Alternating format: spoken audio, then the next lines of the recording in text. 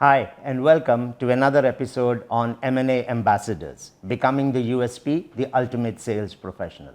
Now, in the previous episode, I had introduced reports and why it's important to have good, credible data when you are speaking with clients to be able to handle their objections or concerns.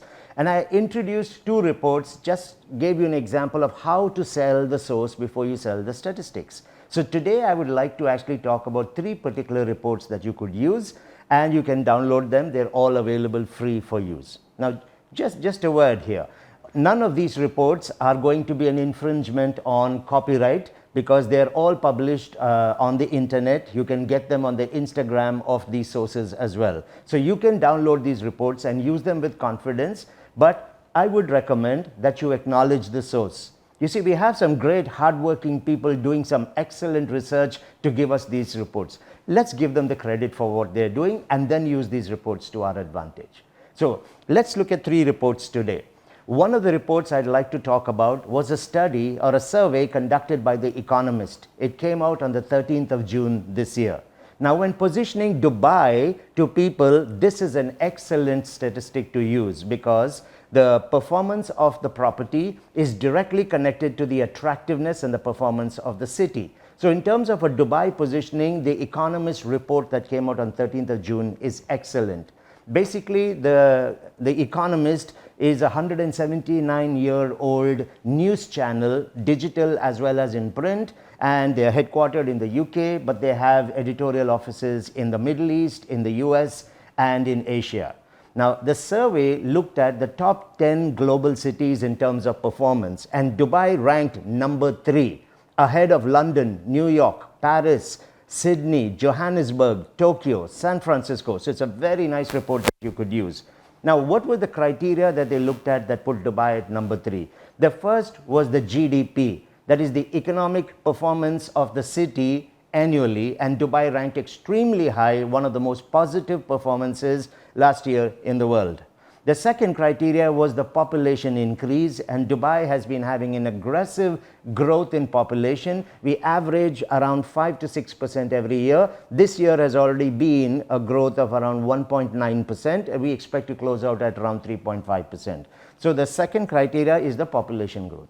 The third criteria, very important, is the new job creation that was looked at. When we say new jobs, it is not just increasing jobs in an existing sector, it is new sectors and business verticals coming into the city. And the fourth criteria was the home buying prices. So on these four criteria, Dubai ranked number 3 in the world. Great report to use for real estate business.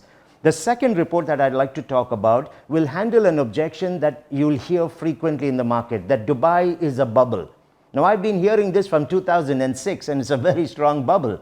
But when people tell you that Dubai is a bubble and you ask them specifically, where exactly did you get that? They will go vague in their answers. They will tell you everybody's saying it. So they are operating from perception, but they don't have a fact to support it. The way to handle that is by you presenting fact. And there is a great report called the UBS Global Real Estate Bubble Index.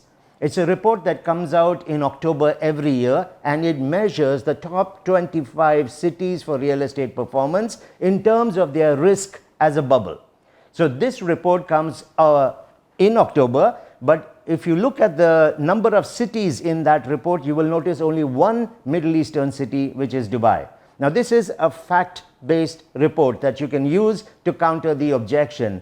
And if you look at the bottom 4 cities, which are the only 4 cities in the green color, which means they are safe from a bubble, Dubai is second from bottom. So out of the total 25 cities, the second least city actually with a risk globally is Dubai. Another credible report, because it comes from the Union Bank of Switzerland. That's a 161-year-old banking system, and they are the world's largest private wealth management bank. They handle about $4 trillion worth of investment every year. So great resource, very credible to handle the bubble objection.